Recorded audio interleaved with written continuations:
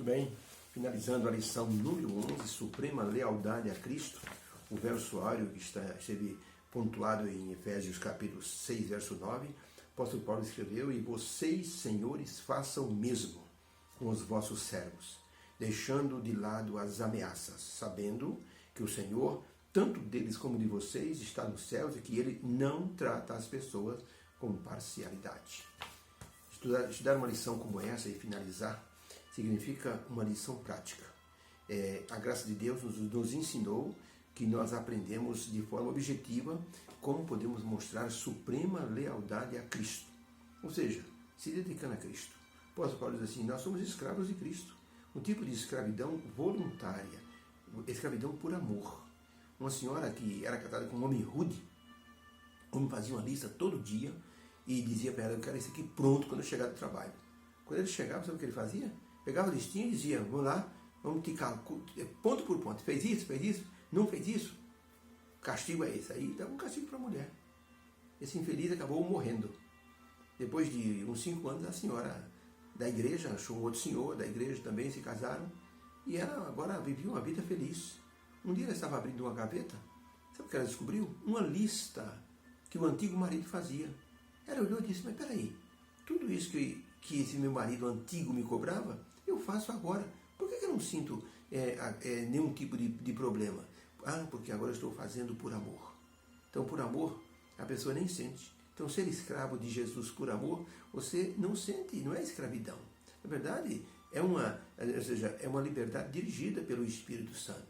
Por isso, o apóstolo Paulo nos ensinou que devemos não querer adaptar, e o início da lição de sábado falou assim, que há pessoas que querem adaptar o texto bíblico às suas conveniências. Então, por exemplo, foi dito assim: o Papa Francisco quer fazer uma revisão da Bíblia porque ele acha que o relato da criação é uma história da carochinha, tem que ser atualizada. Ah, porque as pessoas que têm problemas de gênero querem tirar da Bíblia tudo aquilo que fala sobre homossexualidade e castigo para aqueles que são efeminados. As pessoas que roubam querem tirar da Bíblia essas citações negativas sobre a questão de pegar o que é dos outros. Então, pessoas tentam se adaptar o texto bíblico às suas conveniências. Eu vi outro dia 2 bandidos se preparando para sair para um assalto, e eu os conheço. Sabe o que eles estavam fazendo? Estavam se benzendo para ir cometer os roubos. Eu olhei e disse: não acredito. Os caras estão pedindo a proteção, no entender deles, se benzer significa uma proteção. Tanto que quando uma pessoa passa de frente de uma igreja católica, a pessoa faz em nome do Pai, do Filho e do Espírito Santo. É uma forma de pedir proteção. E os dois estavam se benzendo antes de sair para a rua, para a chamada garimpagem, para que eles pudessem então ser protegidos e não dar de cara com nenhum policial e assim se dar bem em todas as investidas deles. Ou seja, tentar adaptar aquilo que é errado, aquilo que é errado numa coisa certa. Então as pessoas querem hoje pegar o texto bíblico e enxugar aquilo que não interessa na visão deles, para que tudo possa estar bem. O apóstolo Paulo disse que não podemos fazer isso, porque aquilo que Deus colocou como revelação é para que nosso bem-estar, para que nós possamos ter uma conduta cristã assim aprovada por Deus. Por isso, Paulo falou também nessa lição sobre o conselho aos escravos e também aos senhores. Mesmo quando Moisés tirou o povo do Egito, na entrada da terra de Canaã, Moisés deu instruções sobre tudo que era leis sociais, leis de relacionamento, leis de propriedade, leis de limpeza, leis de higiene pessoal, leis para tratar aqueles que eram os conquistados, leis para tratar as outras nações. Então, leis sociais, leis de relacionamento. Moisés colocou bem claro que os escravos, e era evidente que Israel ia lutar contra muitas nações, e logicamente ia existir despojos e escravos. E nessa situação era preciso tratar bem os escravos. Tinha também a questão de uma pessoa endividada, pegava dinheiro com uma pessoa rica, não tinha como pagar, a pessoa ia lá e se vendia como escravo. Olha, a minha dívida, eu vou trabalhar para você 5 anos ou 10 anos, aí eu pago tudo, não devo nada. Então a pessoa admitia aquela pessoa como escravo. No ano do jubileu, aquela pessoa tem que sair livre. Então Deus colocou essa ordenação. Por isso, no estudo que fizemos nesta semana, ou seja, focalizamos na carta de Paulo aos crentes de Efésios, que ele fez questão de falar para os senhores e para o senhor dos escravos e para os escravos. Porque eles muitas vezes conviviam na mesma igreja célula, que era a igreja nas casas.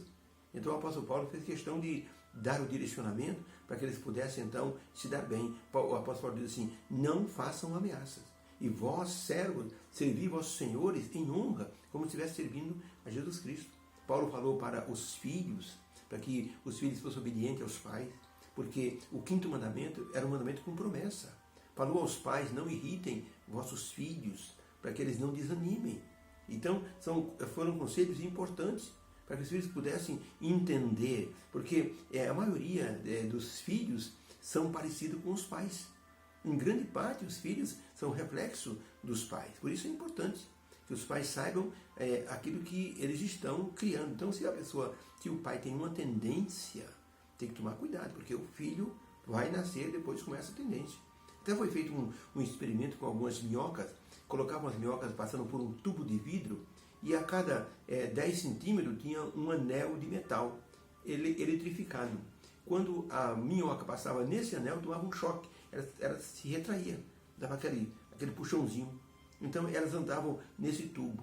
As minhoquinhas novas que nasceram dessa experiência, o que fizeram os cientistas? Pegaram os filhotes, colocaram nesse mesmo tubo e não ligaram a eletricidade. A hora que as minhoquinhas filhotes passavam no anel de metal, naquele anelzinho de metal, que tinha a cada 10, 20 centímetros, elas também davam aquela retraída como se tivesse sentido um choque.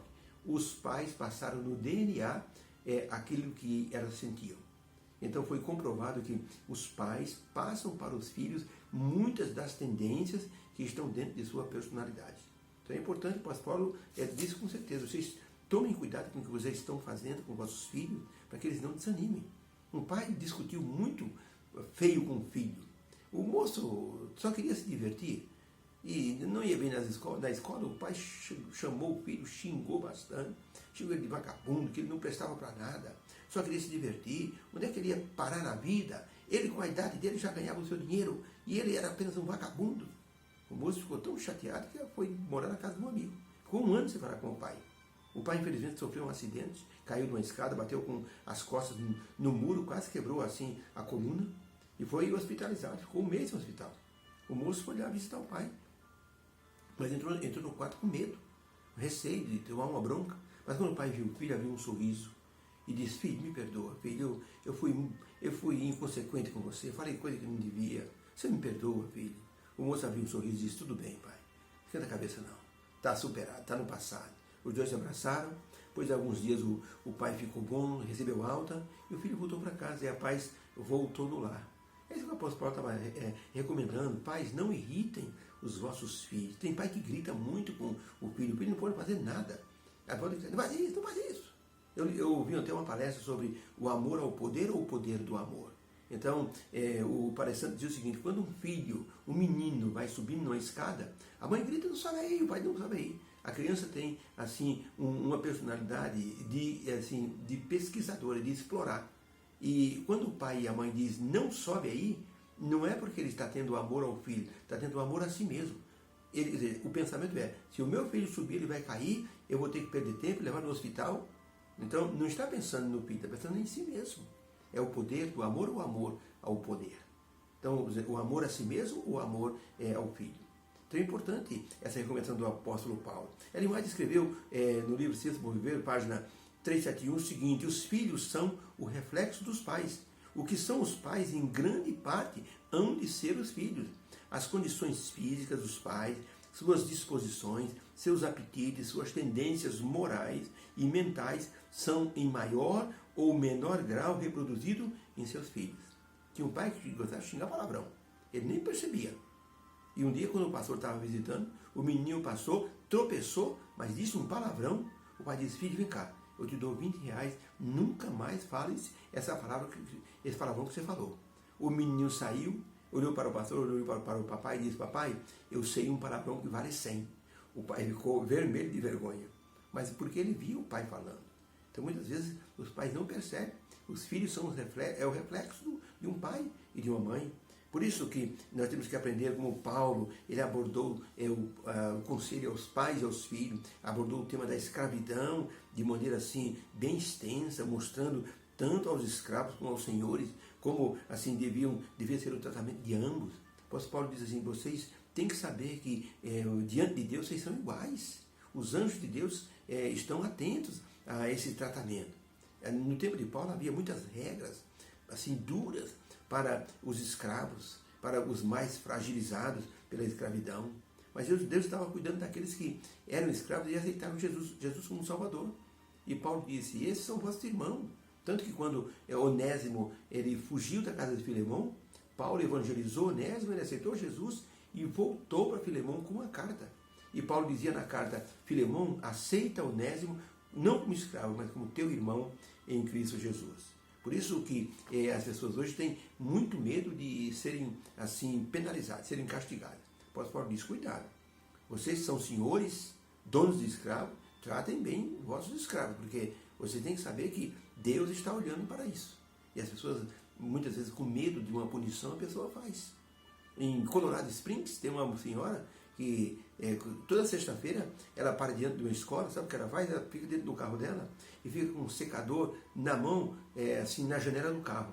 Está escrito lá 30 km por hora, mas tem carro que vem a mais de 80.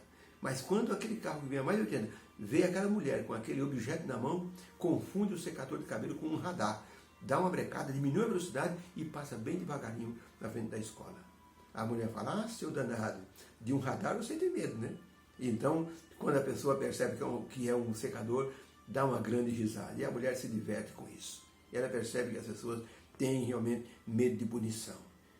A lição termina com um desejo santificado de que nós possamos fazer a vontade do Senhor Jesus Cristo. Que nós nos sintamos assim, servos do Senhor Jesus. Ele é o nosso grande dono espiritual. Ele é o nosso Senhor. É uma alegria ser escravo de Cristo. É melhor ser escravo de Cristo do que escravo de Satanás. Hein? Escravo de Satanás, a pessoa sofre, é penalizada e no final a pessoa recebe a morte eterna.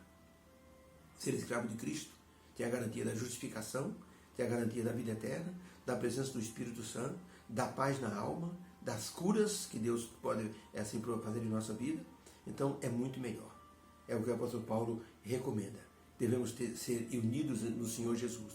Uma igreja unida pelo vínculo da paz é a coisa mais linda que tem. E o livro de Efésios é o livro da unidade na igreja. Eu fui pregar em Brasília e uma irmã cabeleireira disse, o irmão não poderia ir lá em Goiás, aí citou o nome da igreja. Eu falei, por quê, irmã? Porque, irmão, lá tem uma igreja que tinha 600 membros, tem 25 só apenas. Por quê, irmã? Houve uma briga dentro da igreja tão grande, dividiu as famílias e ninguém vai mais na igreja. O irmão não podia ir lá fazer uma semana de oração? Disse, irmã, uma semana de oração para uma igreja assim não vai adiantar. É preciso mais de uma semana, é preciso um ano de oração para unir essa igreja de novo, visitar todo mundo, conversar com todos, reuni-los, mostrar o quanto Deus deseja a unidade da igreja. O apóstolo Paulo ficou 3 anos na igreja de Éfeso, evangelizando para que a igreja se tornasse uma igreja forte, abençoada. Deus abençoe a você e a sua igreja. Possamos viver no vínculo da paz. No que depender de você, de mim, nós temos que ser a solução e não o problema. Obrigado, Senhor, pela lição dessa semana. Possamos ser leais a Ti em tudo. Nos abençoe nesta sexta-feira e no sábado, que o Senhor nos dê a Tua bênção em nome de Jesus. Amém. Beijo no coração. Tenha um feliz sábado e uma boa sexta-feira. Deus abençoe.